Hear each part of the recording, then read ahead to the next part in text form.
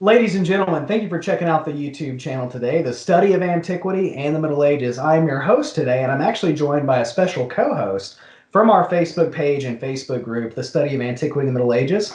Joined today by Councilman Sholin, Nathan Sholin, who's a good friend of mine. We grew up together, and he's actually going to be co-hosting this with me. Hi, thank you for allowing me on the show, Nick. I appreciate it. It's an honor. It's an honor to talk to the doctor, good doctor here, and looking forward to it. Dr. Lincoln, would you mind telling us again about yourself for people who may not have seen the first episode? Sure. So right now I teach in the history department at the University of Wisconsin-La Crosse. I finished my PhD in 2016 from St. Louis. I'm generally a historian of medieval Iberia, which means having to do a lot of crusade stuff, a lot of church stuff, a lot of back and forth between Latin and Spanish, and sometimes with Arabic texts and who knows what. Most of the last episode that we did was the king that was just before the heart of my period. And this time it's a little bit more on the nose. So we're following up actually his grandson, because there's a whole messy succession thing. But we're right in the middle of the 12th century, in the height of what's kind of a big switchover in the balance of power between León and Castile, between the two halves of the old Leonese Empire. So it's a little bit of a different time, but fortunately you're in safe hands. Normally we wouldn't start for a 12th century talk in 1783, but it seems like a good place to start. And so in 1783, there's a marquis, a Spanish marquis, the Marquis of Montejar to be specific, who writes this history about this king that he thinks hasn't gotten enough love. He's kind of right, but it starts off this really weird tradition up till, believe it or not, 1960, when for the most part, Alfonso VIII of Castile is lauded and praised as this conquering hero, this enormous kind of tentpole of medieval Spanish history, in large part because he receives, fairly or unfairly, depending on who you ask, the lion's share of the credit for a victory at a place called Las Navas de Tolosa, the passes of Tolosa.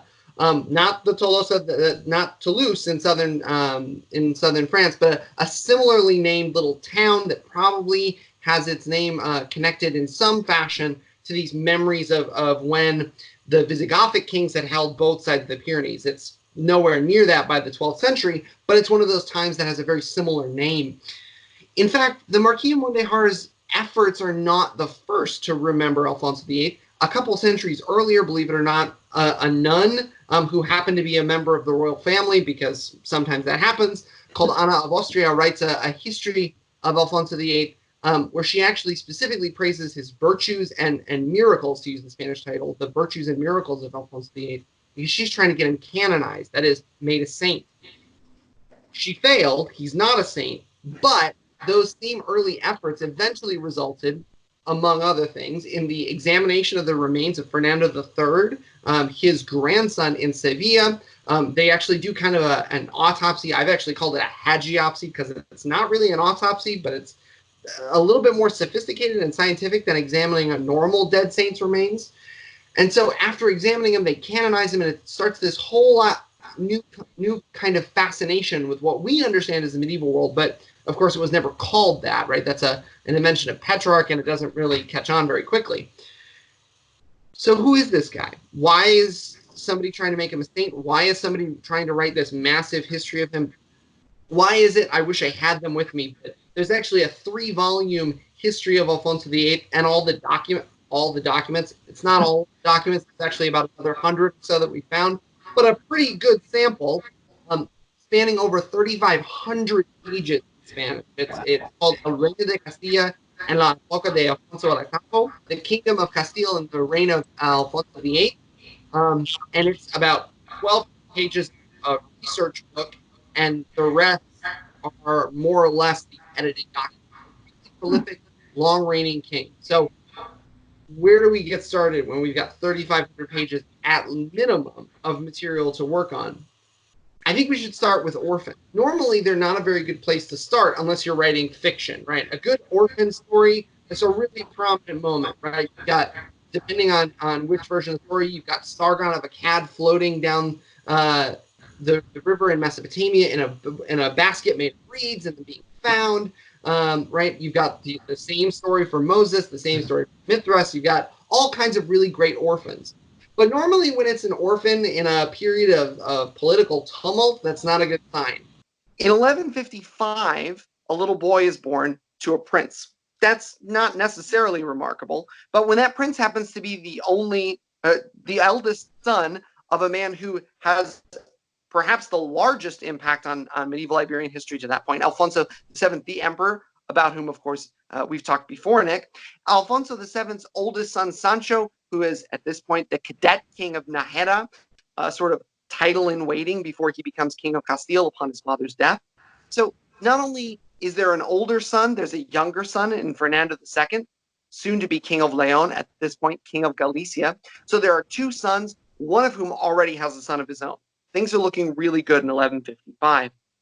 At the death of the emperor in 1157, it seems like things are on the right track. Both sons have agreed that they will not fight wars against each other, and it seems, for the most part, like they're going to come together to sign a treaty at a place called Sahagún in the Leonese countryside. Sahagún is a pretty important monastic town. It's got a long history with the Iberian monarchs.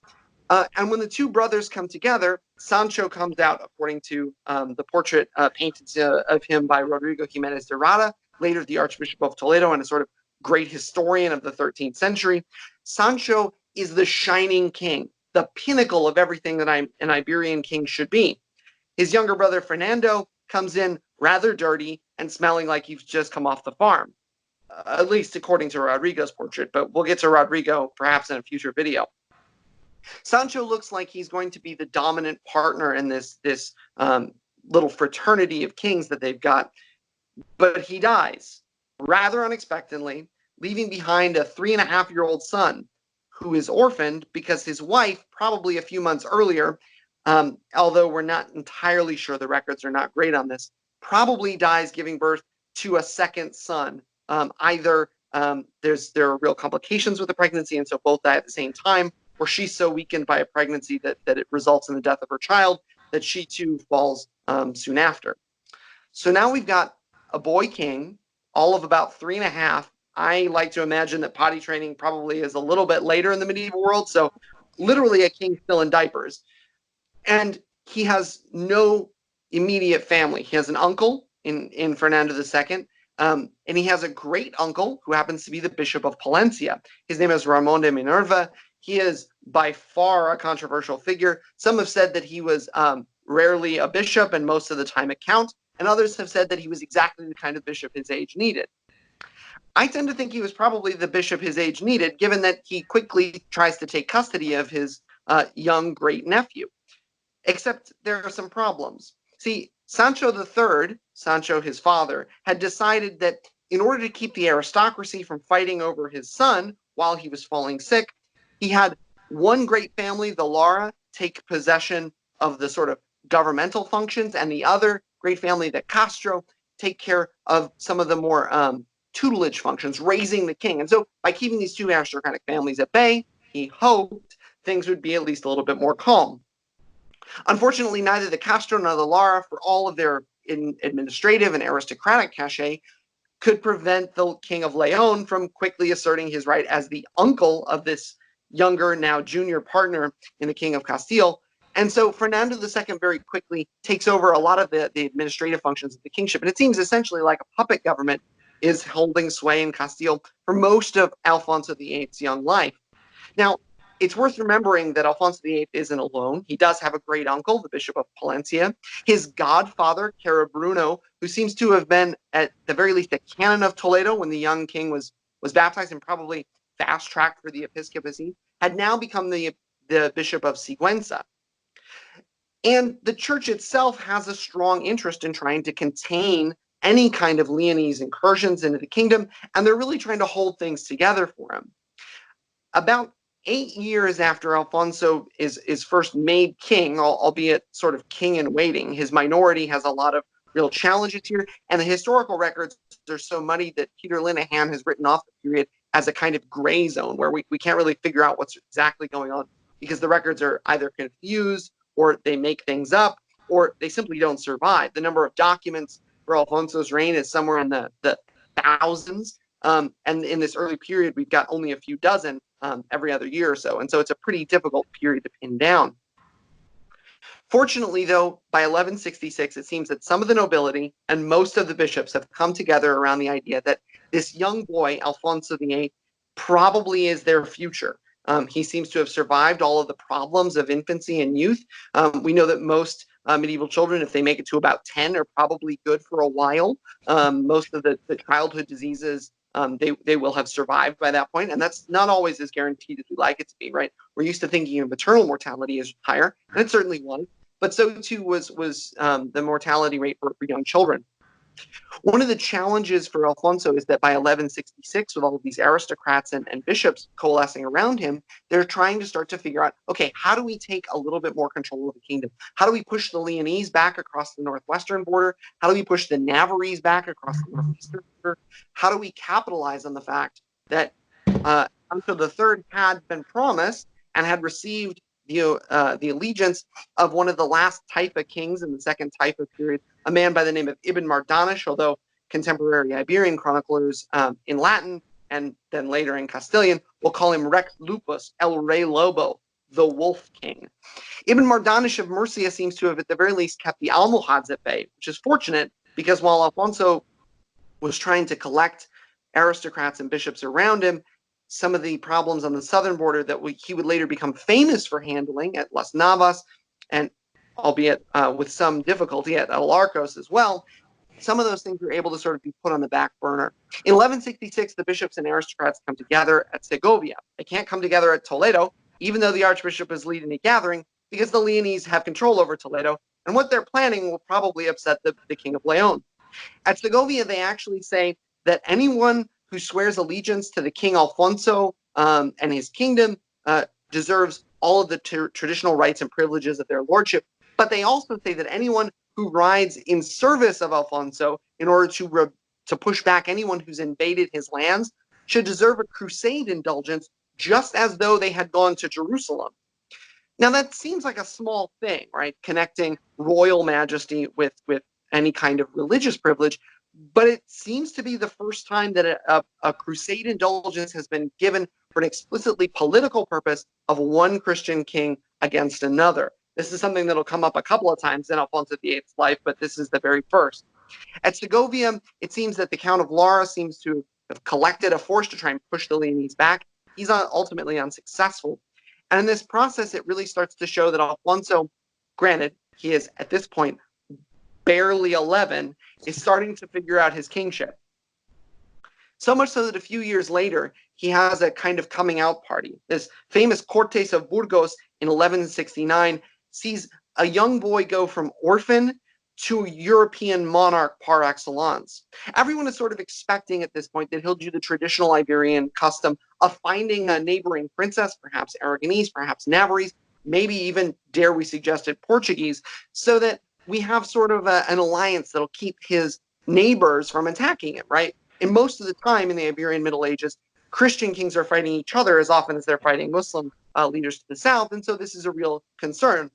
So everyone's sort of expecting this to happen, and Alfonso instead comes out and says, actually, instead of marrying an Iberian, I'm going to marry the namesake of Eleanor of Aquitaine and her oldest daughter with Henry II of England.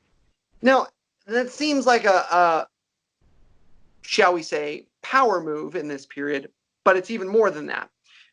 There are no real monarchs on the European stage that are as powerful at this point as Henry II. Remember, this is 1169. He's in the height of his youth and is incredibly powerful, right? The Holy Roman Empire is fitted into yet another civil war thanks to the problems that always come with the Holy Roman Empire's division. The Kingdom of France has yet to realize any of the kind of recovery that would become the hallmark of Philip Augustus's kingship later on. So Alfonso has essentially said, oh, by the way, I'm marrying the oldest daughter and namesake of Eleanor Aquitaine, who is also probably one of the most important princesses in Europe and definitely one of the most eligible. According to later treatments, it seems that it's possible that Eleanor even came with the promise of receiving Gascony after her father's death.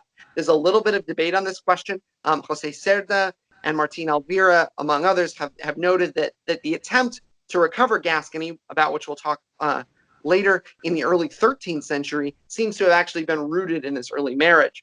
It's enough of a power play that almost immediately Alfonso starts planning to recover a lot of his territory. When he was a boy, the Leonese king had invaded and taken over much of the region that's called the Infantazgo. It's this sort of border region where royal women seem to have had independent lordships. Urraca, the great queen of the early 20th, of the early 12th century, had used to her great benefit. And of course, Alfonso's own oldest daughter, Berenguela, will use most of that territory to help keep her own son, Fernando, future Fernando III, in power in Castile and León during a very pivotal part in his young career. So this is a big move to try and start taking back the Infantazgo region. And from about 1172 to 1176, it seems that Alfonso has actually done just that, in part with the assistance of his great uncle, the Bishop of Palencia. Palencia is on the eastern edge of that Infantazgo region, so he's got political skin in the game as well. And all of this pushing to the north and west accompanies later on a similar push to the north and east to recover some territory that had been poached by the Navarrese king at the time, Sanchos VI, during Alfonso's minority. Right, so he's starting to really get back on his feet. It seems that about this time we can start to see he and Eleanor start to live together. Of course, they're still very, very young, right? And by the best reconstructions, this seems really unlikely. They've consummated the marriage. This is a sort of political arrangement, and eventually she comes to live in Castile. It's a really similar practice for a lot of early monarchs and important religious leaders as well. In the Muslim world, this is, of course, attested most famously by the Prophet having a marriage alliance, a younger wife, who lived in his home until she comes of age, right? This is a sort of traditional practice of cementing political alliances and allegiances, but also, getting to know one another in a way that you have to do if you're going to be married for, in their case, almost 45 years by the time they die. It's worth noting that at exactly this point, Alfonso's old standby in the southern reaches has actually fallen apart. Ibn Mardanish, like all of us, has to die at some point, and he dies in the early 1170s. His kingdom of Murcia, if you look at a contemporary map, takes up almost a third of the Iberian Peninsula. He's really everything from Cuenca south to about the pass north of Granada, and then everything east sweeping on over. It's an enormous chunk of land. It means two things. First, the traditional protection money, the sort of exchange for mercenary assistance, the parias payments that are so typical of this early period of Iberian history, disappear. But it also means that his lands are now available. Ibn Mardanish, like a lot of kings who are very, very successful, has sons who are incapable of living up to his example, shall we say. And Alfonso very quickly starts, toward the end of the 1170s, to move on trying to take his linchpin city of Cuenca. An early effort stalls, but by the end of the decade, he's able to trumpet this as his first great accomplishment. And he very quickly writes to the Pope and says, listen, this is a big city. It's a big deal. We've got all this territory to the south and east now that's going to be opened up thanks to Cuenca. Can you please appoint us a bishop? And of course, Rome complies very quickly. They're in need of allies as usual to look for kings that recognize their authority while they're worried always a little bit off and on about the problems of the Holy Roman Empire, because of course, plus ça change, c'est plus la même chose when it comes to the Holy Roman Empire and the investiture contest. We're in chapter 14, I think, of the worst spin-off ever. In this period, Alfonso is really trying to push south and east to really give himself a foothold, and Cuenca is one part of that. It's about this time that we can start seeing the records of the fact that Alfonso and Eleanor are living together as a married couple. We've got the early instances of a few very difficult pregnancies for Eleanor. It seems the two of their first three children actually don't survive their infancy. They show up for a few documents as though they must quite literally have been babies in Eleanor's arms while they're signing charters, and then they very quickly die. It's only one of these, a daughter who rightly has been praised as Alfonso's most natural successor in all of her political acumen, Berenguela, who is able to really survive any of the challenges of early youth. And it's Berenguela who, for a long time, actually appears to be Alfonso's heir. In the early 1180s, a similar kind of push to consolidate quite a bit seems to happen. There's not great evidence for exactly what's going on with the Almohads, but it seems like they have a truce at this point. It also seems that he's got a truce at work with his uncle, Fernando II. We know that he sends an arbitration, a group of diplomats, actually, to the court of Henry II, his father-in-law, to negotiate a truce with the Navarrese, who are also related tangentially to Henry. And of course, Henry's the sort of big European monarch. We actually have records that Lomax, among others, rediscovered in the 60s that suggest that a group of Castilian nobles, a group of Navarrese nobles, and one bishop in each party, Alfonso, of course, sends his great uncle, the Bishop of Palencia, to go and negotiate this truce during a full convocation of Parliament in London. And that truce essentially ratifies the border and sort of consolidates Alfonso's position in the Northeast, and in doing so, basically affirms his position as this sort of monarch on the make in the period. It's at about this time that we start to see some really good evidence. It shows up early on in 1177, 1179, but really strong evidence of an alliance with Navarre's usual rival in the crown of Aragon, right? Of course, after a really difficult period in the middle of the 12th century, thanks in large part to a king who seems to have been more interested in his mistresses and military activities than he does in any of the succession. In the case of Alfonso the Battler, we finally have something sort of settled, right? The House of Barcelona and the Crown of Aragon have finally come together, and we've got a point at which we can say, okay, now we finally have an alliance that's really sort of working for both Castile and Aragon that pens Navarre in, but also quite presciently will set a series of treaties to divide the peninsula and say, all right, everything west of here up to these mountains is Castile's for conquering, and everything east of here is Aragon's for conquering.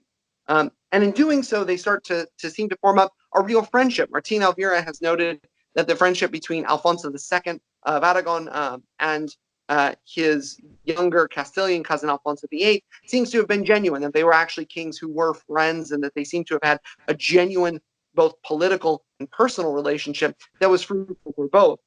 It's by this point in the early 1180s that we can actually see Alfonso and Leonor start to worry about the fact that they haven't had sons, and they haven't had great luck with children in general in terms of their survival. And so they do the rather typical medieval move. They decide, well, if that's the case, it must be because we're not spiritually fit enough to have children that are healthy, right? There's this sort of reification of spiritual connectedness with the material progress of their kingship, right? This kind of tradition that in a lot of ways harkens all the way back to the pharaohs, right? This idea of the shepherds of the cattle of God, right? That when Pharaoh is just, the land is well ruled.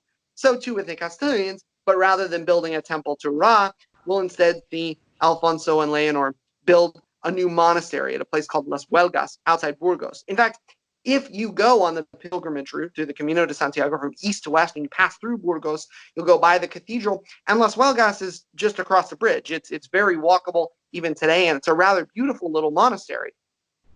Here's the peculiar part about it, though. They start a Cistercian monastery. That makes sense. It's the 12th century. The Cistercians are the hot new thing. Everybody wants a cool Cistercian monastery. But because they've only had luck with daughters, and because Eleanor herself is, of course, a Plantagenet and her own mother's very model, we actually see them found, instead of a Cistercian men's monastery, they go a little bit rogue. And as Rose Walker has noted, perhaps an imitation of the rather successful Plantagenet foundation at Font-Revaux, they start instead a women's monastery outside Burgos in Las Huelgas. It's so successful and the privileges come so thick and fast that it very quickly rivals in wealth some of the other major foundations along the pilgrimage route in Castile, right? Burgos is this kind of capital-ish of the Kingdom of Castile. There isn't really a capital sense, right? In the medieval world, we've got a traditional practice of itinerant kingship, but it seems like at the very least, Burgos is one of the most important cities. It's often referred to in Latin as the Caput Castellae, as the head of Castile, right? Which helps because it's in the north, so of course it would be the head. But we've got a really good focus on building this new kingdom and really trying to restore the spiritual fortunes of the monarchy as a whole. It's about that time that they realize, well, Berenguela is about that age. We should really start to get her engaged, maybe look for somebody, right? They can't very well pick France because that would upset our dear old father-in-law. So who should they pick? But of course, one of the sons of the Holy Roman Emperor, a duke from the Holy Roman Empire, actually an electoral duke, and they engage her, Berenguela, to this prince of the Holy Roman Empire. At the very same meeting of the Cortes, where they get everyone to swear, yes, we will be super loyal to this guy if he becomes the king, obviously because he's married our favorite princess, sure thing, boss. He also discovers that his young nephew, Alfonso IX, by this point, his cousin Alfonso IX, his uncle Fernando has died. Alfonso has been left as the new king of León, needs to be recognized. And of course, you can't just knight a king if you're a regular person. You can only either be knighted by another king or an emperor, perhaps by the Pope, or in the more traditional fashion in Iberia, you knight yourself, a ritual that has all kinds of peculiarities in and of itself. But Alfonso says, fine, I will absolutely knight my young cousin. I will recognize and knight my new future son-in-law, and he actually has Alfonso IX knighted at his own hand, which is wonderful little kings recognizing kings moment. But in a twist, he has Alfonso take a knee and kiss his hand, a gesture that he will actually commemorate in his charters for years afterwards. Oh, by the way, this was the year when Alfonso of León kissed the hand of Castile. Oh, this is 2 years after Alfonso IX kissed the hand of the King of Castile. This is 3 years after when Alfonso IX kissed the hand of the King of Castile. That repetition should suggest to us how deeply political that moment was, how much of an undercutting it was of Leonese hegemony. And in fact, Alfonso IX is effectively hamstrung for most of his career by a surging Castilian kingdom. And fortunately enough for Alfonso and Leonor, this is about the time that their young son Fernando is born, obviating the need for a marriage with the Holy Roman Emperor's son. Of course, he has no longer any interest in this. He doesn't get to be a king if someone else is there, a male to take over. And so Berenguela goes unengaged, right? They never actually are married. There's no marriage to break up from a papal perspective. But by the early 1190s, they're really starting to catch their breath and really start to develop a real resurgent power base in Castile.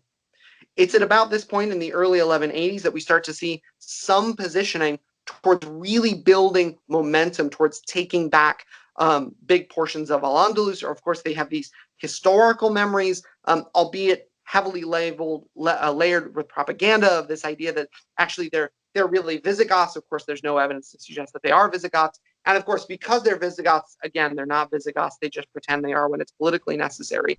They're going to start retaking the peninsula that's always been theirs, except it's never been theirs because they're not Visigoths.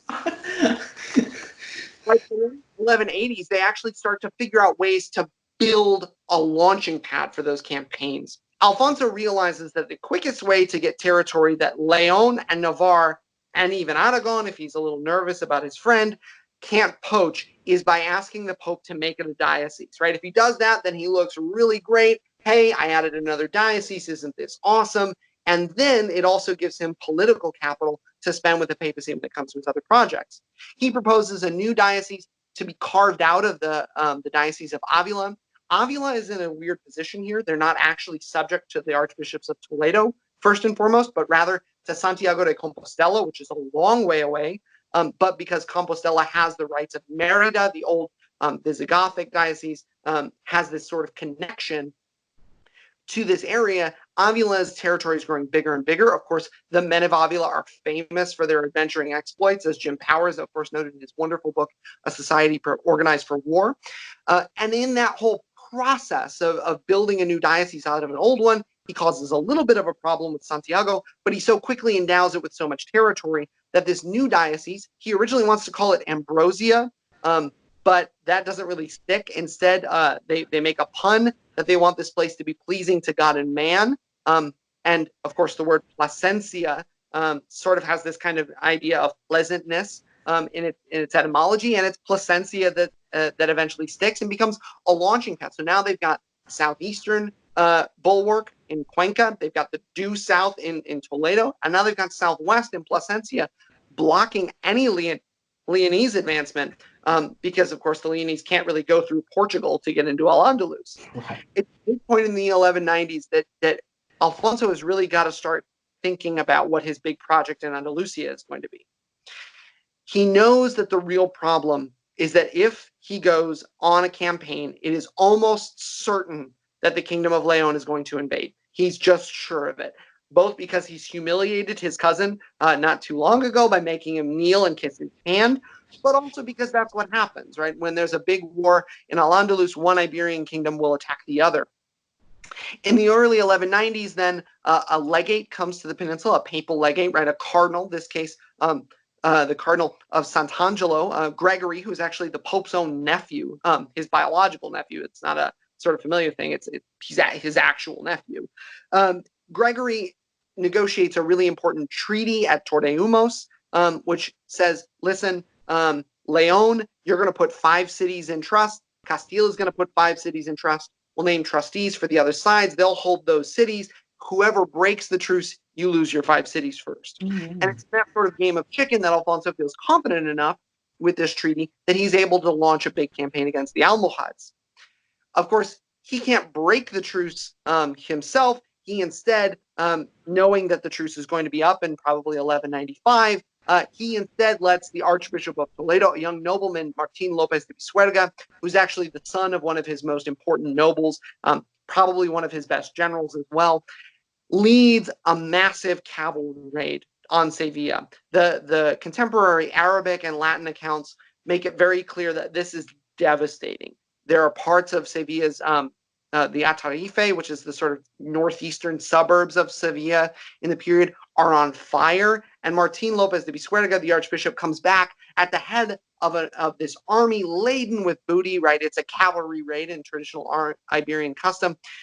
And then behind the cavalry, or I sort of imagine a kind of John Wayne scene on either side, is this massive herd of livestock. Actually, the Latin in Rodrigo Jiménez de Rada's chronicle says that it's an innumerable multitude of livestock, right? So we've got this enormous herd of cattle, one assumes, plus an army laden down with booty that's now broken the truce. And of course, this is the beginnings of the campaign that will be the Crusade of Alarcos that eventually Alfonso loses in 1195. So you mentioned that one of the kings, Sancho, gets a fever and he dies. Yeah. Do they think, is there any scholarship as to whether or not they think that was poison? So this is like one of the few times that the sources are universal in saying, no, it's really a fever. We do know that based on some sources that there is a bit of a problem with malaria at this point. And there are enough instances of years where the rivers flood really high in the 1180s and the 1140s. It's entirely possible that we might be dealing with something like that, right? And we know, right, from modern medical science that the malaria is nothing to mess with, right? It still kills more people than any other disease. And there are enough instances where there are fevers of a similar type that show up. So this is one of the few times that it doesn't seem to be poison, especially because contemporary accounts, and we'll talk about the closest contemporary accounts we have, and we'll talk about one of them next time when we talk about Rodrigo Jiménez de Rada. All of these accounts make it seem like Fernando is the slobbering, like, hillbilly yokel, and Sancho is just the most polished royal candidate there is. He is a few years older, and as an oldest sibling, I can kind of feel those feelings, but there's definitely a moment where Sancho, in these depictions by historians of the time, say that he has a fever, even though he's the chosen one. He's supposed to be the king. In fact, in older Spanish texts, in sort of vernacular texts, he's referred to as Sancho el Deseado, Sancho the Desired, because he was the firstborn son, and until his brother, one of the only that actually survived childhood from Alfonso VII's reign. So he is sort of a big enough figure that if he had been poisoned and there was credible suspicion, authors probably would have said so, and they don't seem to have. What did you have? I actually had 2 questions, but I said I had 1, but I actually have 2. But regarding what you said, Doctor, you were talking about a split kingdom between Alfonso and his brother. Now, I see that throughout history, and I think it was Cyrus with his son, King Cambyses, and then he ended up going, giving like a regency or like a runner-up prize, Yeah.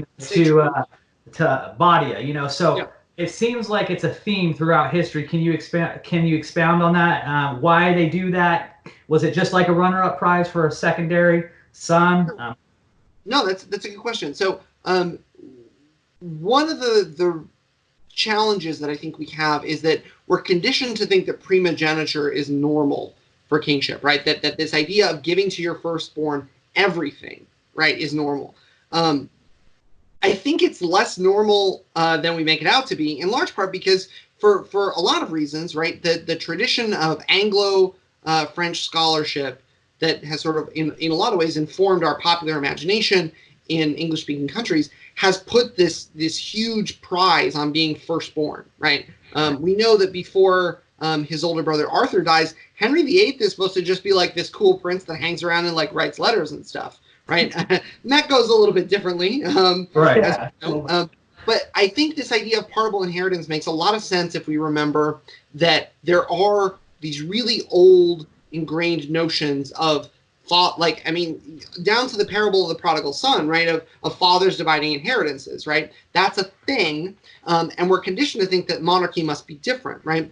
Instead, I think we should be thinking about the ways that monarchy is the same, right? Jonathan Yankini has pointed out that for the most part, and we talked about this a little bit last time with Nick, that monarchy, yes, there's one singular figure, but it's sort of like a hub and wheel model for a hub and spokes model for a wheel, in that if you eliminate all the spokes, the wheel is going to collapse, right? Like there's not, you're not going to have that, right? And so in some instances, there's a lot more, right? It's much more fragmented. In some, it's big, sort of tentpole figures. But in any case, this idea that the ruling family has this top shelf prize, that is to say, control of a much larger territory, probably also mirrors what's happening with the aristocracy down to the regular old peasant, right? Teo Ruiz, in his wonderful book From Heaven to Earth, actually points out that this is a pattern that's happening at a more local level, that as peasants are coming into more of a cash economy, right, the 12th century starts to see this transition to a more cash economy, they start to send, instead of like, I'm going to give part of my animals when I die to this local monastery, I'm going to split it up into a lot of places, right? The idea being that you could ensure that somebody who's doing prayers right is going to get you out of hell. The same kind of idea is probably at work in some of these earlier succession practices that are influencing this, right? They want to make sure each of the kids is taken care of. We know that Visigothic law, based on what we can recover from Visigothic law, seems to suggest that you can only give a certain a plurality of territory to each of your kids. You can't actually give more than half. You can't give a certain amount to the church. You can't give more than 20%, incidentally enough, which is why there are so many places called Quintana in Iberia, is that those are the fifths, the town that a monastery or a church got. And so this idea of dividing our inheritance, right, if we're conditioned to think that, okay, soul power, soul control would come from soul inheritance, right, there's a certain sense to that. But it's also putting all of your chips on one number in roulette, right? If you can play all the corners, if you're the guy that walks up and goes, I'm gonna put 10 on red and 10 on 1 to 30, right? Like there's a chance that you're gonna win, right? And it's the same sort of sense. You're right to suggest that it does seem like a bit of a runner-up prize, and there is a primacy placed for the oldest sibling, right? Sancho III gets politically the stronger and the wealthier kingdom in Castile. It's also the kingdom with fewer problems because it's a newer territory. So there's fewer noble families that are sitting there going, well, actually, for like 2 centuries we've been in charge here, so no, you don't get to be in charge. There's a lot in all of the sources, and it's not fair because Galicia gets all kinds of a bad rap despite being a beautiful place and having wonderful people. But in all of the like medieval chronicles, they'll tell you Galicia is the place where the nobility think they're all kings, right? This is the place that's always rebelling. There's always problems, right? In part because they have a stronger tradition there, right? The noble families are entrenched. So by giving Sancho not only the wealthier and politically safer kingdom, but also the money that comes from the territories nearby, he's saying, okay, you're the oldest, you get dibs on the good stuff, right? And there is a kind of there's a symbolic angle there, right? That he's the firstborn. But he's also still dividing two kingdoms, two cadet kings, to make sure that somebody takes over, right? And to an extent, right, we might see a kind of Darwinist attitude, right? Whichever one is stronger will hold out. Yeah. But we might also see it, I think, fairly as trying to treat children fairly, right? We're used to thinking of medieval parents, especially royal ones, as being completely removed from their children. But in fact, it's quite likely that there was at least some kind of positive relationship, even if we don't have Father's Day cards or best dad mugs preserved.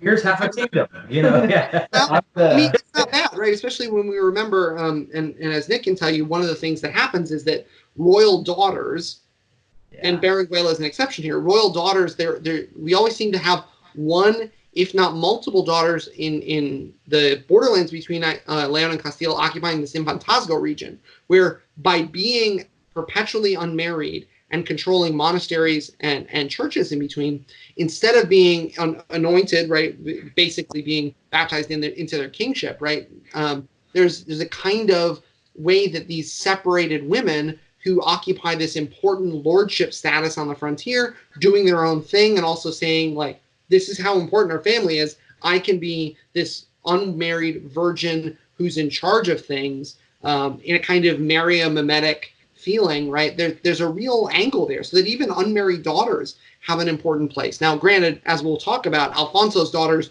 are all over the place. We often call Charlemagne the grandfather of a continent, but Chuck's got nothing on the number of kings who are Alfonso's grandkids.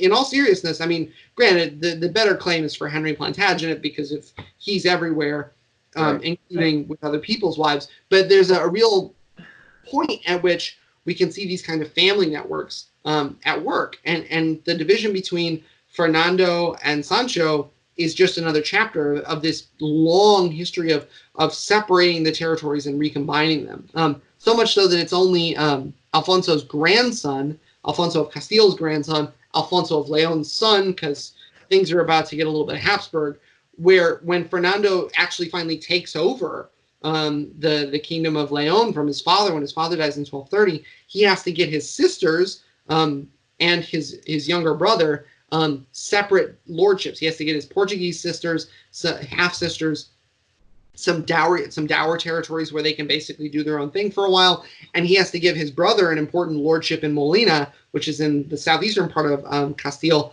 so that he's basically his right-hand man the whole time. This after their uncle Sancho Fernandez actually gets eaten by a bear, which would be another fun story. And I'll send you a name for somebody who can tell it to you, Nick.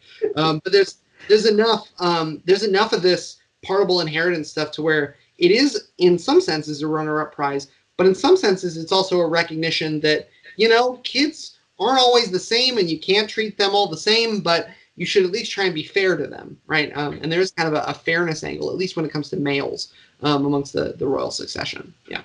But I can even save it till the end if if it needs to wait. During this period when the kingdoms are going back and forth and they're trying to really establish power points here and there, in Spain, what are the Muslim factions currently up to? Are they kind of just staying out of it, or are they trying to take advantage of the borders? So after the Almoravid Empire comes under the pressure of the Almohads, right, who are religiously very different. In some ways, they're radically Sunni. In some ways, they're also weirdly like neo-Shia. They're a very interesting movement in terms of their theological leanings. Once the Almoravid Empire starts to fragment, one of the things that happens is we get another fitna, right, another collapse, and it leads to a second Taifa period. The most famous of these Taifa kings, and the sort of standout from when we talked last time, is Ibn Mardanish of Murcia. Murcia at this time is not just the small territory around Valencia, right? But if you look at a contemporary map of the kingdom of Ibn Mardanish, he's in charge of most of the southeastern part of the peninsula. In fact, if you were to sort of draw it into like sixths, he's got the bottom center and the bottom southeastern section, right? So he's got south and southeast. He's got a huge chunk. Problematically, Ibn Mardanish doesn't live forever, and his sons are kind of, well, not great.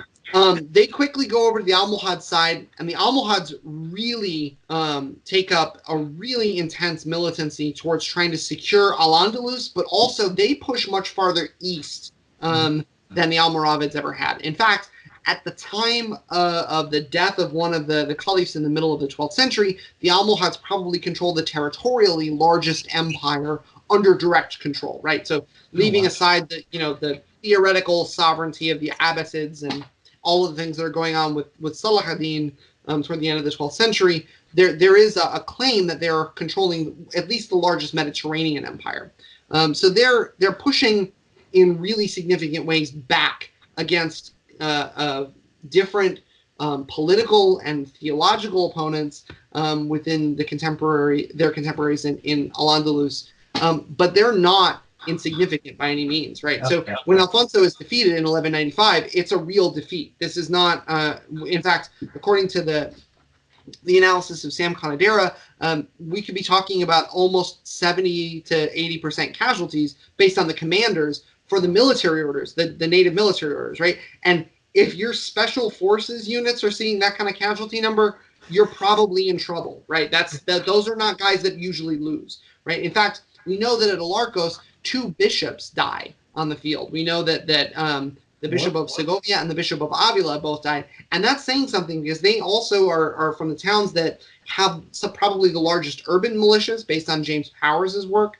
So we're talking about like the 2 biggest divisions of like foot soldiers plus heavy cavalry shock troops are all wiped out, right? So much so that in the telling of Ibn al-Athir, the Egyptian chronicler, there's actually a passage where Ibn al-Athir is sort of reporting what's going on elsewhere, and he creates, in a pretty typical and classic historical motif, he creates this letter that supposedly Alfonso VIII sends to the Caliph of the Almohads, and he basically, like, the opening of the letter is so dialed up to 11 that it's trying to demonstrate, like, look at Alfonso's hubris. He thinks he's going to win. Ha ha ha, we know what's going to happen, right? And he starts by saying, oh, you emir who claim to be the leader of the faithful and I the emir of the Catholics, right? There's this huge bombastic tone, right? In part because Alfonso is that kind of big figure, right? He does big things, but also in part because that's how big of a defeat Alarcos is. Castilian sources gloss over it almost instantaneously, and they almost forget that it happens, despite the fact they lose a quarter of the bishops and probably 2/3 of their military resources. They're only really bailed out because the King of Aragon is one of Alfonso VIII's best friends from way back in Cuenca, when they met up and they had like a treaty outside the city of Cuenca to decide where the dividing line of Aragon gets to conquer these parts and Castile gets to conquer these parts, a treaty of Casola. So there is a real kind of renaissance in the Almohad kingdom at the time, and they're really trying to push back. And had Alarcos gone much differently, had Alfonso IX not been at least capable of holding on, it's entirely likely that we could be talking about a huge reversal of fortunes, to the tune perhaps even of the collapse that happens after Alfonso VII's death, right? I mean, you can't lose an emperor and be fine, especially when nobody after him ever claims the title of emperor again. There's a big drop-off, and that drop-off again could have happened after Alarcos, absolutely, in part because that's how capable the Almohads are. As I think both Amira Benison and Alan Fromhertz have shown, they're both politically sophisticated. They create this really intense tribal confederation that draws on both traditional Islamic practices, but also really traditional Berber ideas of kinship and family to really create a strong and tight-knit community. So much so that centuries later, Ibn Khaldun will say that their asabiya, right, their group feeling was the strongest of any of the Berber tribes, right, which is saying something, right? To impress a guy that is 2 centuries after you, with how close and tight-knit your squad is, that's saying something. Yeah, absolutely. So going kind of expanding on that thought really quick, you talked about, like, you see casualty rates going up 70, 80%. Even up until World War I, you see a lot of these places when they recruit, for their infantry, whatnot, a lot of them were villages. They would enlist by villages. You had World War I, you had PALs. And so whenever you have a high casualty rate like that, you'll see the demographics or go down in males in a certain village because the entire village. Is there any sources? Did they do that, during this time as well, where like, hey, it was basically the men of this village going out, and if we had that high casualty rates, what would be the outcome and the effects? Sure. So it's a little bit difficult to know exactly what happens because the records don't get preserved as well as we would like, right? We don't have those kinds of census records. What we do have, however, are contemporary law codes that tell us what's supposed to happen when it comes to recruitment, which is that it's supposed to be that 1/3, by the terms of the Fuero of Belinchon, which is a salt mine city, controlled by the archbishops of Toledo, or in the case of Cuenca, whose Fuero is given to them in 1190 and becomes this sort of model law code. It's been translated beautifully by Jim Powers. There is a kind of recruitment number, right? So they're supposed to provide 1/3 to 1/5, depending on what their social status is. And of course, if they can't go, they can always pay what's called a fonsadera. It's the Spanish equivalent of a scutage tax, right? I can't pay. Here's the money to provide soldiers, right? Which, of course, in the American Civil War actually came in more handy than draftees, right? We know from contemporary analysis that the money was actually more helpful. One of the real weird wrinkles about this that I think is really fascinating is it's difficult to trace casualty numbers in terms of the rank and file, right? But if we look at some of the big players, who disappears and why, right? So the commanders of the military orders, or how Conadera is able to say, like, the casualty rate is super high, the orders were pretty much wiped out. But we also have the example of the two bishops, which you mentioned, and to add that, we've got another wrinkle. It's entirely possible that either the governor of Plasencia or the bishop, and we can't be certain because the word in Arabic that's used is indiscriminate between the two. According to Al-Himyari, a geographer and chronicler from a century later, the leader of Plasencia was taken hostage by the Almohads in their raids after the battle. So after Alarcos, for 2 years, there are some pretty intense raids that happen in the southern frontier as the Castilians are raiding up against the Leonese to try and take some of that pressure off. And we know that there are famines about the same time. So it suggests that there's some real damage done, right? Yeah, that there's real sure. losses, right? And the famines, right, could be from marauding armies on the one hand, and it could also be that there's no workforce to harvest and plant food, right? And that's a real medieval problem. It's really remarkable how deep the penetration into Castilian territory the Almohads are, right? I mean, the only raid that gets much deeper into Castilian and Leonese territory is maybe the raid of Al-Mansur on Santiago de Compostela centuries earlier, right? And that's during the collapse of the Caliphate of Cordoba. So we've got 2 full centuries on that by this point. So there definitely is a kind of switchback, and we can measure casualty and loss rate and what it does as a ripple effect. Okay.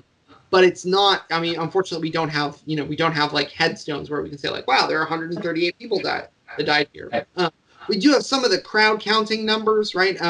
But medieval crowd counting numbers are notoriously unreliable in their accuracy, right? Their authenticity is always right. It always feels like there were 40,000 guys about to take you out, but rarely were there actually 40,000, right? Right. And so, 4,000 or 5,000, yeah. right. No, I caught a fish that was 1,000 feet long, right? Obviously, Right. That's how that it was enormous. It was practically a sea serpent.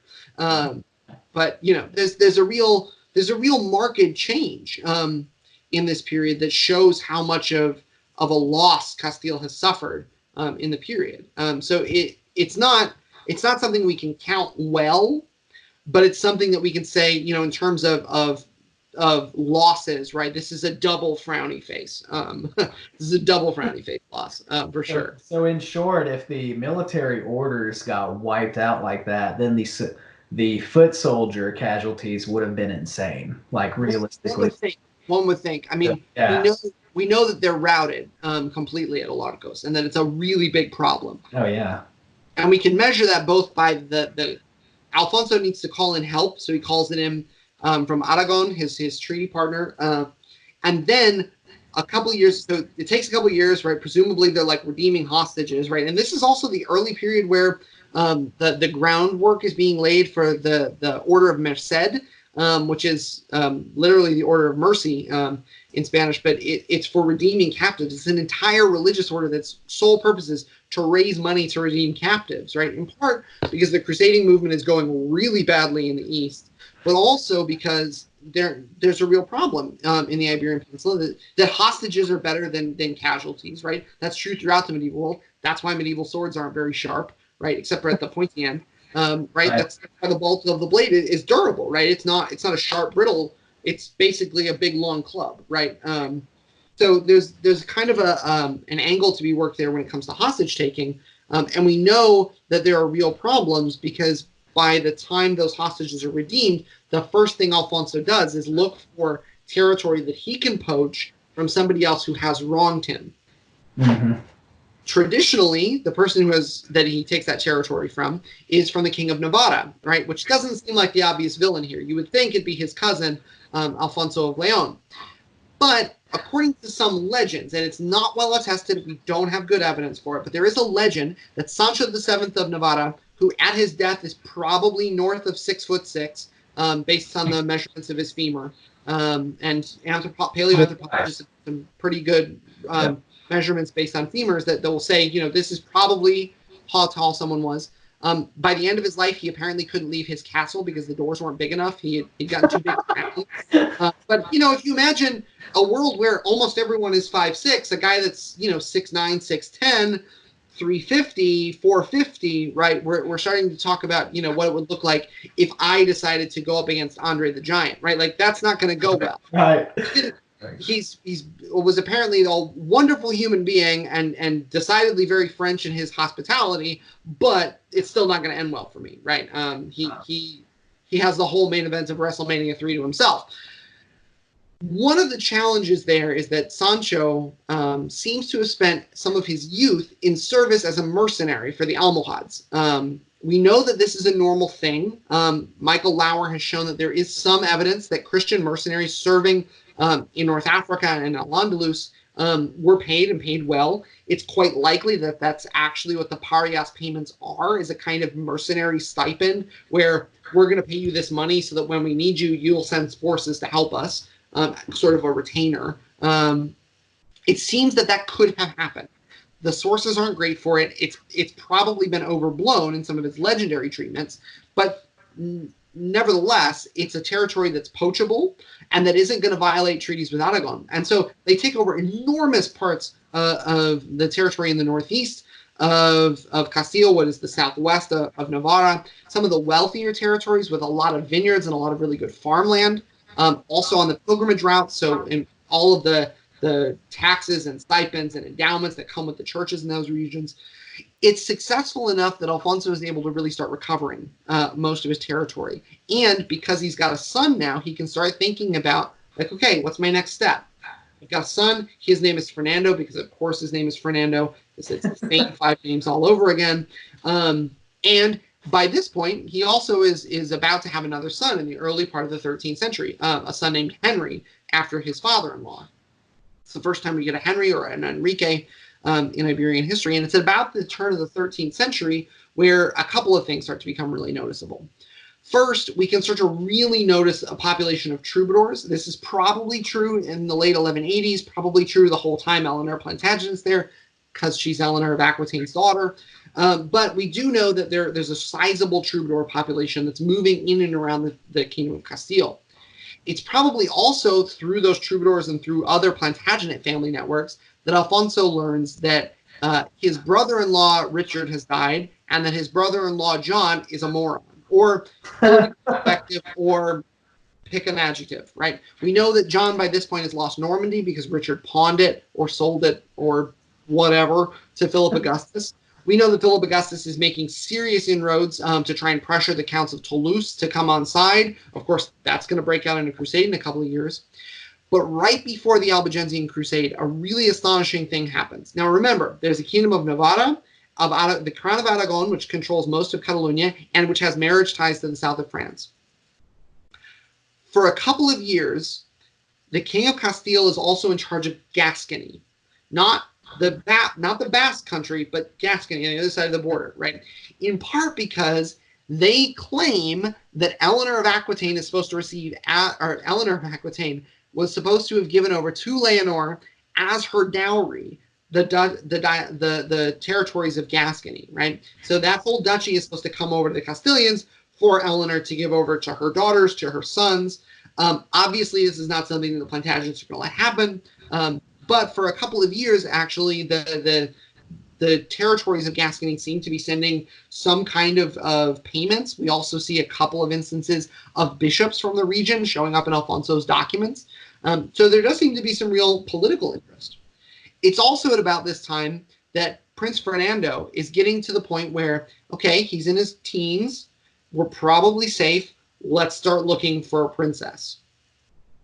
Alfonso sends one of his better politically aligned bishops, the safer bishops to send abroad, is the Bishop of Osma. His name is Diego de Acebo, and he goes and takes his sub-prior, right? So he leaves his cathedral chapter's prior, his second in command, to kind of keep a watch on the diocese while he's gone.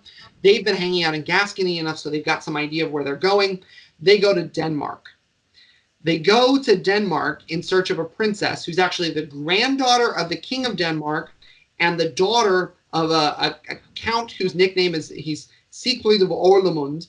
He's called the Bear, which is great. And both the King of Denmark, from whom this princess is the granddaughter, and Count Siegfried are both veteran crusaders, right? Which is, of course, always a good sign. You want a holy warrior if you're marrying into a holy warrior family. So they go the first time, and Diego and Dominic, his sub-prior, go and they say, hey, this is totally going to work out. We've got the paperwork. We're going to take it back. We'll have the king sign it, and we'll come back and get you. So they do that, and it looks like Fernando is now going to have a Danish princess. So we've had 3 different alliances, all of which are basically encircling France. If you can tell who Alfonso is measuring himself against, it's Philip Augustus at this point. That story gets really funny in a couple of minutes. When they go back to Castile, everything looks great. Then they send Diego and Dominic back to pick the girls up, and they're gone. According to some early Dominican histories, the granddaughter in question, seems to have died of a fever, which is not unreasonable. I suspect that they died of a fever shortly after being entered into a convent. We have a record of some young royal daughters, royal granddaughters who were in a convent, which is understandable, right? If they're really, really sick, you make them nuns so that they at least die and have a better chance of a good afterlife. It's about this time that Alfonso starts figuring out, okay, we can't find Fernando a princess just yet. That's cool. We'll wait on it. We'll start marrying his sisters off. They marry one sister to the King of Portugal. They marry one sister to the King of Aragon. To his son. They engage him to his son. They marry another.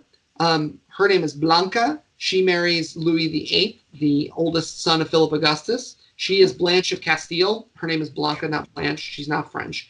And in the process, right, Alfonso now has a son-in-law who's the King of France. He's trying to set up a son-in-law who's the King of Portugal. He's then, by this point in 1199, he's had married, and now they've had to divorce because they're first cousins. His oldest daughter, Berenguela, to Alfonso IX, who, of course, will give birth to Fernando, Saint Ferdinand, San Fernando, right? Whose sword, fun fact, I don't know if we're going to get time to talk about this in the future, Nick, but Fernando III's sword is called Lobero, the Wolf Slayer, which I think is a great name for a sword. In case anyone's looking for a dog name, it means Wolf Slayer. It's fantastic. I like it. I do too. In addition to all of this, right, Berenguela is in charge of the Infantazgo after she's divorced. She's also got some marriage income that's coming in. A really great book about this, by the way, is called The Queen's Hand. It's by Gianna Bianchini. It's a really good look at Berenguela as queen. Another really good book by Miriam Shaddis about Berenguela and political women as a kind of bigger portrait, puts her in this larger tradition. Both really fantastic scholars and great works of scholarship. But these marriage alliances are really starting to transform Castile in the whole, right? By the time we're talking about the end of the decade, Castile is a real player, right? It's gone from one of the 2 kingdoms in this Leonese empire to now marrying granddaughters and daughters of major houses, to now seeing their own daughters married abroad, right? In part, yes, because Alfonso and Leonor seem to be absolutely simpatico. By some papal chroniclers, it's actually Leonor's idea to marry her daughter to her cousin, and set up the whole Fernando scheme. That's probably not true, but she is a Plantagenet, so I wouldn't put it past her for being that clever, right? In fact, some chronicles call her prudentissima, the most shrewd, the most prudent. And so there is some angle to suggest that she's that brilliant. By the end of the decade, it seems like Alfonso is going to come to his late 50s without a signal accomplishment. Two things happen about this time. First, Fernando, his son, seems to be like, Dad, if I'm going to be king, I got to start doing king stuff, right? That's a very like Pippin versus Kildaric moment, right? There's a really like, we're about to get it done. That's part one. Part two is he recruits, after the previous Bishop of Osma dies, he recruits to be first Bishop of Osma, and then when another vacancy comes up, Archbishop of Toledo, this young Navarrese graduate of Paris named Rodrigo Jimenez de Herrera, who is probably the smartest person in every room he walks into. And if he's not, he probably would tell you so anyway. There's enough of a politico at work here in this young archbishop, and he's probably in his mid-30s, so he's already the primate of all the Spains. He's basically a deputy pope in anything but name. He's got this really powerful political archbishop who's really well connected to the Parisian school network. He's got a son that's really itching to do something big.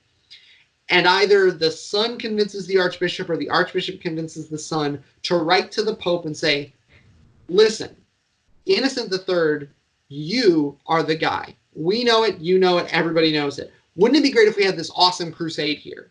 And so the king's oldest son and his archbishop, who's supposed to be right there with him, plan this massive crusade endeavor. Rodrigo asks for the power to be named a legate, to have a legate brought to him so that they can do this big preaching tour. He only gets half of that. He gets to go on the preaching tour. They also ask to use some of the money from the church's income to finance this crusade. They recruit from all over the place. Volunteers from Portugal and León show up in the early summer of 1212. The King of Navarre shows up with his retinue. Mind you, at this point, he's not that old, so he's not gotten huge around. He's just an enormous, towering man. Legends of which actually have him breaking the chains of the Mamluk soldiers around the Almohad Caliphate and using the chain and just like whipping it around like a helicopter that's turned upside down into a bunch of soldiers, just decimating everyone. Supposedly, this is why there are chains on the shield of Navarra. It sounds like a legend that's a little bit too much of a legend, but I've played enough Dungeons and Dragons. A big chain could be a weapon. That counts. Right? We've all seen a good movie or two. We also know that the King of Aragon, Peter, shows up. He's been worried about this problem that's going on in the Albigensian Crusade, so he's starting to really worry about that situation. So, of course, the right thing to do is to get the Archbishop of Narbonne, Arnaud Amery, who's running the Albigensian Crusade, on his team. They all come to Spain. This massive international coalition shows up. Had they waited another month, they also would have had the Duke of Austria. Leopold of Austria was on his way to the peninsula to participate. It's that big of an enterprise. They almost fail. We know that Las Navas de Tolosa is enormously expensive. Even if we sort of say, like, okay, Rodrigo Jimenez de Herrera's numbers are a little bit off for how much Alfonso pays, the amount of money laid out for this campaign, I did the math, would be equivalent to buying 16,000 pairs of gilded shoes based on the price controls that they had issued in 1207. So they issued price controls in 1207, trying to get the economy in order. By their numbers, we'd be talking about thousands of shoes just for the stipends paid for foreign soldiers coming in. Enormous expenses. We know that the Caliph Al-Nasir and Alfonso meet at Las Navas. The battle is almost lost. Rodrigo Jimenez de Herrera, again, in his mid-30s, king's in his 50s, and the king are sort of holding up the rear guard, right? Being the king, right? You always leave from the back in the medieval world because there's only one of you. You can't be Alexander at Gaugamela waiting for an axe blow to get you to shake it off and come back, right? Instead, Alfonso and Rodrigo in the rear guard. Rodrigo looks at him. Alfonso looks back and says, Archbishop, we are going to die here. This is called Hic Moriamur. Here we will die. It's depicted in frescoes at Las Navas, or at Las Huelgas in Burgos. It's depicted at the abbey where Rodrigo is buried, which is Santa Maria de Huerta. It's on the border with Aragon. It's an enormously famous fresco. Archbishop, we're going to die here. That's fine, King. If we die, we are crowned with the crown of martyrdom. And if not, we'll be fine. At which point the king is like, all right, let's do this. And they charge, and that countercharge turns the whole of the battle. We know from the earliest versions, a liturgical source that's probably written by Rodrigo himself, at least according to the work of Martín Alvira, who is almost always right about these things. There's a real moment where the battle changes. And in later versions, it's depicted as nothing less than a miracle. We know that one bishop actually dies. The Bishop of Burgos dies, probably either from a stray bolt or maybe he's involved with the urban militia. He's a member of a local aristocratic family, so it's not unreasonable to think that his brothers or cousins are a part of that militia. We know that other bishops at the time are singing masses the whole time the battle is going on, which is typical for crusade battles, but is also typical if you're really in trouble, you start singing louder. We know from the accounts of Arnaud Amery that the whole campaign up to that battle was a little bit tense. The Crusaders from the other side of the Pyrenees wanted to kill everyone on the inside of Muslim castles and take all the loot. And the Iberians were like, whoa, whoa, whoa, whoa, they're way more valuable as hostages. Calm down. We got to make sure there aren't any Mossarabs. We'll tell you what those are in a minute. Don't worry. There might be Christians in there. We got to be cool. This whole apocalyptic movement of violence is so profound that amongst the loot that's taken, we have the Caliphal banner, which is still preserved at Las Huelgas. It's a really fascinating textile exhibit there. We know that the letter sent to Innocent III is this enormously influential piece that Innocent actually has processions all around Rome as a sort of thank you parade for God for giving them this victory. And on top of all of that, we also have a forged letter, which supposedly is from Berenguela to her sister Blanca in France, where it's all about like how great our father's victory was. Teresa Vance concluded that it's probably a forgery, but it's one of those forgeries that's probably created later to solidify contemporary memory about how important it was, rather than a forgery that's strictly for propaganda purposes, right? It's one of those instances where medieval minds remember things through forgery rather than fake them up front. All of this is a signal achievement, and it should be fantastic, except the summer before, the prince dies. Oh, wow. And contemporary chroniclers, Fernando is the best thing that's ever happened to Castile. They call him the flower of youth. They say that his parents weep for 7 days by his grave, which seems reasonable given the way parents grieve and the fact that Alfonso and Leonor seem to have a really close relationship, but also it's a big problem. Fortunately, there is a younger son. His name is Henry. Enrique will survive his parents, who actually die within a few weeks of each other in 1214. And when Henry takes over, it's under the guidance of his older sister, Berenguela, who, of course, has sons of her own that are of pretty close to the same age. And this is where the story gets really sad. Henry is apparently playing King of the Mountain. My doctoral mentor always mentioned it to me as though they're playing King of the Mountain. Allegedly, they're playing in the town square in one of the towns, and he gets hit on the head with a roof tile. Right? On the one hand, little boys do stupid things, like they throw rocks at each other. On the other hand, it's the king. Right. He gets hit on the head with a roof tile. Some less than scrupulous early modern chroniclers say that Berenguela had him hit on the head with a roof tile. Judging by the way she's really protective of her family, not just her own sons, but her siblings, that seems really unlikely. But it's not unreasonable to think that this tragic moment was another cost of ambition. Fortunately, Berenguela is politically capable enough, and her oldest son, Fernando, is close enough to his age of majority that she's able to say, I'll be regent and queen while Fernando comes up under the ropes. And it's this sort of transition moment that is kind of an anticlimax. An anticlimax for a king who wins a battle that, in some accounts, although probably not very accurately, in some accounts is decided as the moment when Spain became Christian in its destiny, right? When the balance of power finally turned irrevocably. It didn't. We have lots of examples to prove that it didn't happen then, maybe half a century later in Cordoba and Sevilla, but there is this moment in 1212 where everything turns around, which is really not a bad way to end up if you're 60 years old and you started out as an orphan, right? That's not a bad ending for somebody who starts out Oliver Twist to be Daddy Warbucks at the end. it's not a bad cause for a musical. You can understand why the Marquis of Mondejar thought it was a really good story to tell people in the 18th century when everything was getting weird for the Spanish monarchy. You can tell why people thought he would make a really good saint when there were kings in the 16th century that were not very saintly at all. Right. And you can see in those moments where, as a figure, he can stand out as this kind of signal king, right? Not just the guy that minted the first gold coinage in the history of Christian Iberia, but also a king that shows a kind of all-encompassing intensity with everything he seems to do. He's often referred to as Rex Strenuus and Rex Nobilis in the contemporary chronicles. A strenuous king, right? So physically strong, but also noble in character, right? And on the one hand, you always say good things about kings when they're in the room. Yeah. On the other hand, if they've been dead for a while, you can tell the truth about them, as we know from Einhard. There are enough instances where we get really good depictions of both Alfonso and Leonor as these kind of absolutely simpatico medieval monarchs who make each other that much better. And you know what? For a daughter of Eleanor of Aquitaine to end up married to someone she actually likes, that's pretty good. During that time period, yeah, for sure. Especially. I love So it. I think that's a good place to call it. I think, once a king is dead, we can probably move on. But this is also a really good time for questions because we went really fast with that for second longest reigning king in medieval Iberian history.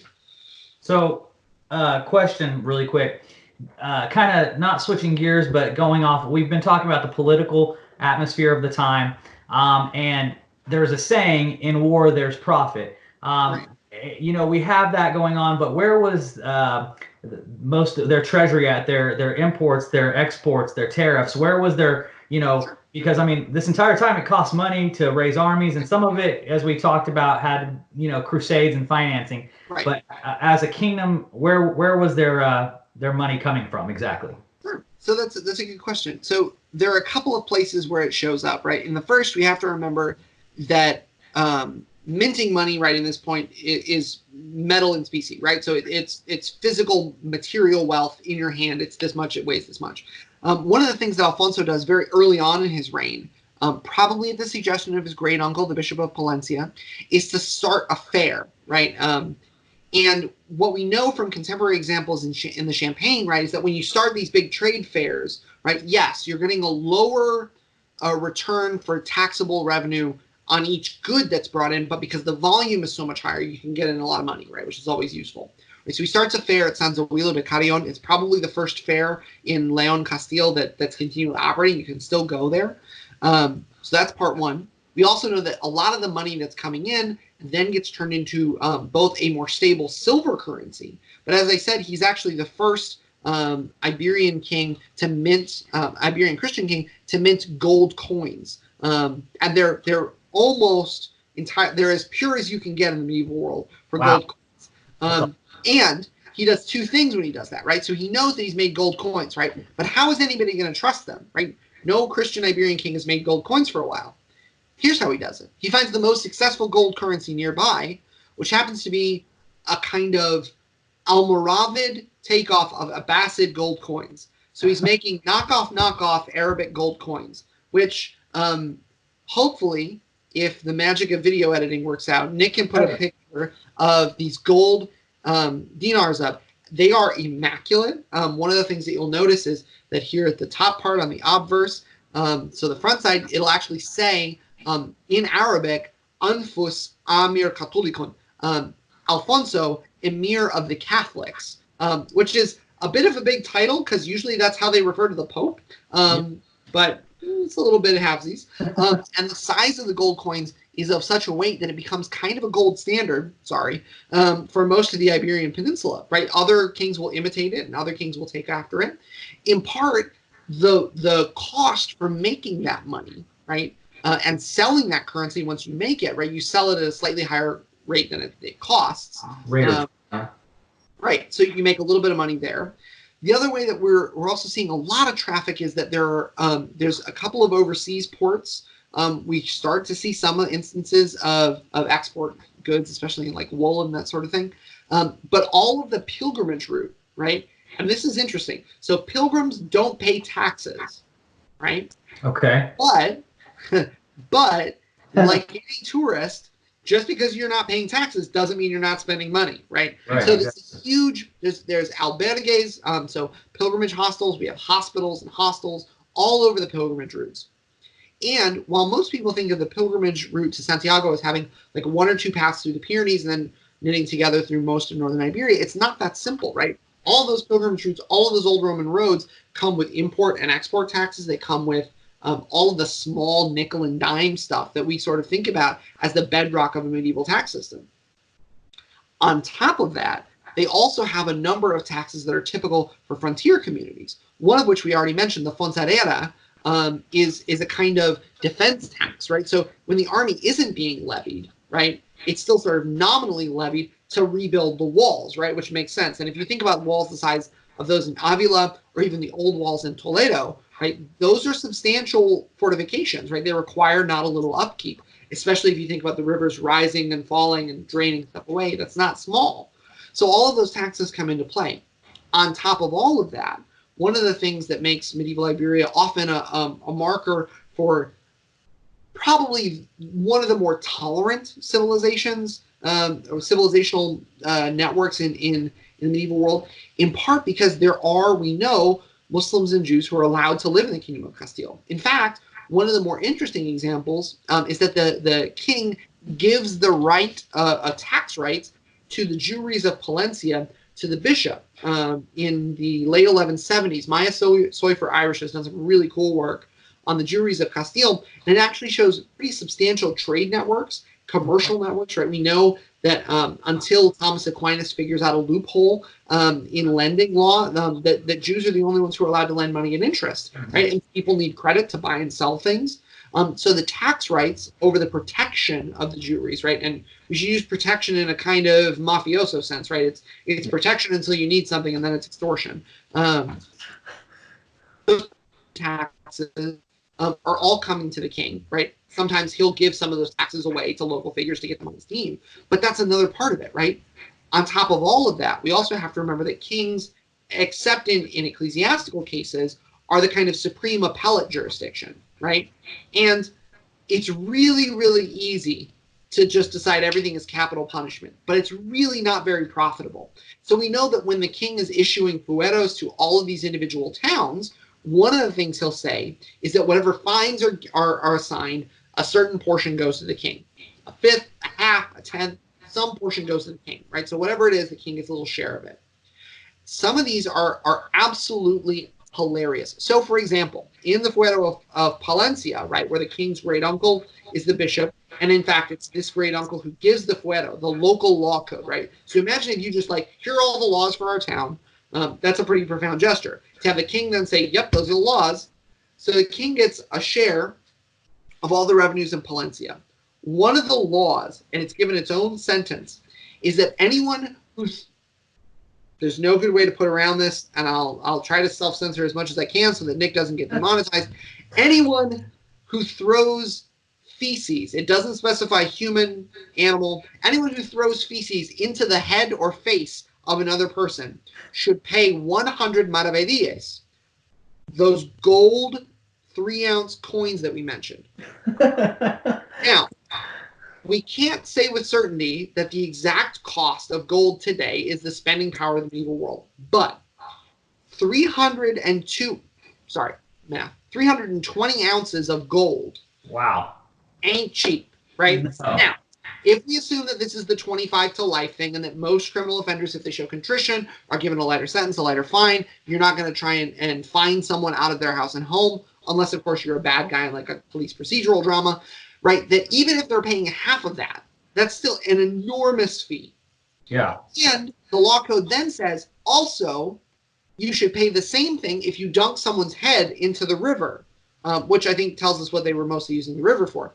But if you dunk someone's head into the river without necessity, it says. So presumably, like your hair's on fire or something bad happens, you can dunk someone's head in the river. But if you dunk them into the river without necessity, you should also pay 100 maravedíes. There are fines like this all over the place. So it suggests that like all of those small judicial costs, some share of that's coming back to the king.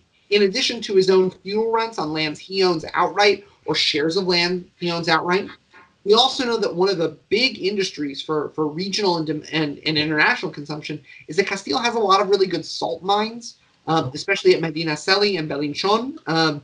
And so the revenues from those salt taxes are actually pretty substantial. So much so that giving the salt mines to any one bishop was too much money. We didn't want bishops to become too wealthy, so they would share them off. They would give like a fifth to one bishop, a fifth to another, 2/5 to a third, and then the king would keep a fifth on some of these. So that's at least some part of where the economy comes from. But a really great chapter in the King Alfonso VIII of Castile book is actually by Jim Tedesca, who is probably since the death of Remy Constable, he's probably the most important economic historian of medieval Iberia. He's definitely the most important numismatic historian for coinage, right? Which is, of course, one of the both the most tangible ways, but also the most enduring ways that we can kind of figure out what an economy looks like. And the fact that Alfonso's currency is more stable in its silver content and he's minting gold coinage suggests that all of those revenues are really kind of paying off when it comes to economic stability.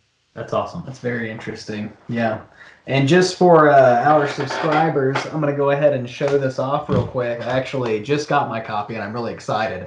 But Dr. Lincoln is one of the contributing authors and editors to King Alfonso VIII of Castile, Government, Family, and War. It touches on a variety of subjects that all of us love, and I highly encourage you all to check this book out, buy it.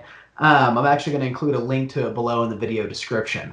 And I've already skimmed through a lot of it, and it's absolutely fantastic. I can't wait to actually take the time, if my daughter allows, and actually sit down and just read this book. But yeah, this has been absolutely fantastic. I can't wait for episode 3. Yeah, it's kind of funny when you talk about those laws, though. Just like today, we enact laws because it became an issue. I just kind of wonder who was the example that was throwing feces around in other people's faces. I mean, for that law to come about. I mean, look, on the one hand, I'm working on a paper on that, and I'll get back to you. Okay. All right. Because this isn't the only time that this shows up, right? In other fueros, there's an instance in another contemporary fuero, right? Because small towns will get really short ones, right? Stuff about like major crimes, homicide, housebreaking, right? Which is B&E, right? And those kinds of crimes that are dealt with in a civic institution, right? Adultery and marriage stuff is ecclesiastical, so it's separate. And so it gets handled by the church. But we know from contemporary fueros that even small towns are getting these rules, right? And okay, homicide is one of those ones that you make a law even if there hasn't been one for a while. But when it comes to this kind of puckish violence, right, there is sort of a like Shakespearean Jets and Sharks kind of moment going on here where you can sort of see them coming up with some of this stuff. One fuero actually has a subscription where you pay 20 maravedíes if you call someone else a slanderous name after being warned, right? So you get away with it once. You could say a bad word once before grandma makes you eat soap. But after that, if you refer to someone as, and here are the 3 examples in the Latin, if you refer to them as a Jew, right, which is a marker of contemporary anti-Judaism, about which your previous guest, Dr. León, talked quite a bit about, right? Which is a real thing, right? Like it's a real thing. It's not to be denied or excused, right? So that's one of the insults that will cause you to pay 110 ounces of gold. If you call them a leper, right? We know from the work of Bob Moore that leprosy is basically a death sentence in the medieval world. Not all that dissimilar to the way people with AIDS were treated in the late 70s and early 80s. As in some countries still today. And the third one, and I think this is YouTube, so we have to say this. If you call someone a cuckold, so in the strict medieval sense of the term, someone else is visiting your wife, that too is enough of a slander where you pay large amounts of money, right? So look, I mean, the medieval world is drinking alcohol more frequently, both because it purifies water and because it's the medieval world and they can get away with it, right? We know from the records of the Desde Estella Sevilla in 1358 that about 40% of the expenditures of a diplomatic embassy from the Kingdom of Navarra to the court of Pedro the Cruel in Castile and Sevilla, they spend about 40% of their traveling expenses on wine, right? That's incredible, right? And brandy. Brandy's in there too because it's brandy. Right, but those expenses suggest that there are taverns, right? We know that there are from contemporary romances and court accounts from the 13th century, right? So you can imagine a bar fight where, okay, somebody knocked out an eye. Okay, it's better. Fine, we can't get him for the eye break. Well, but he did call me names. Okay, well that's 20. And, right, we would be remiss to not remember that one of the things that came out of the Ferguson Commission report, right, in differential policing, especially in North St. Louis, where I lived for a while dissertating, right, is that most small towns can get a lot of revenue from a speed trap, right? There's a reason that speed traps are a thing, right? So if you take a speed trap and you add it with differential policing, right, you can see where that money would come in really handy. So too in small towns and the Iberian frontier, right? You need those revenues from judicial expenses to make sure that there's a steady stream of income to pay for troubadours, to pay for soldiers, to pay for walls, to pay for bridges, to pay for mills, right? And this is not something that it's strictly royal business, right? We know of one really fascinating example. A canon from the Diocese of Cuenca named Gil seems to have cornered the entire butcher shop market for the old city of Cuenca inside the walls of the cathedral, the Alcazar, what was then called the Barrio de Santa Maria, the neighborhood of Mary.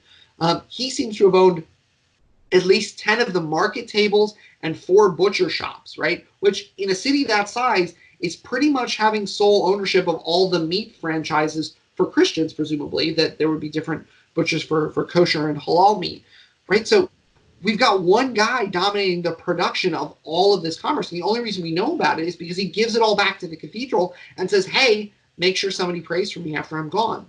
We know that Alfonso at one point borrows 5,000 maravedíes, and the debt is still outstanding at the time he makes his will in 1208. So it's not unprecedented that all of these incomes could really add up, from these small instances up to holding big rents and having other people owe him a share of that tax money, right? So it's all kind of bubbling up small pieces, right? In the same way that if you start that change jar fad that shows up as memes, right? You put 1 penny in on the first day, and on the last day of the year, you put $3.65 in, you'll have $400, right? It adds up, right? And it adds up, especially over time, and especially when we remember that there's burden sharing, especially with military assortments, right? Mm-hmm. A certain count has to contribute so many soldiers on his own dime, right?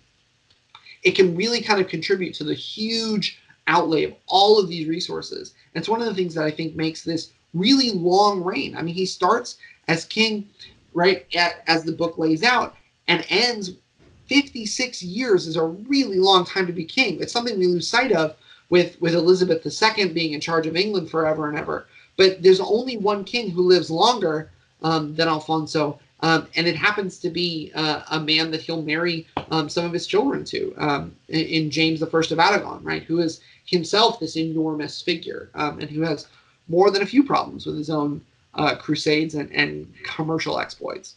Wow. Wow. Thank you all so much for checking out the study of antiquity and the Middle Ages. I'm your host, Nick Barksdale, joined by our co-host from social media, Nathan Schollen, who's also a councilman here in Mustang. And of course, we are here with Dr. Lincoln. I hope you've enjoyed this. Dr. Lincoln, thank you so much for coming on the show again. Thanks for having me again, Nick. I appreciate the opportunity.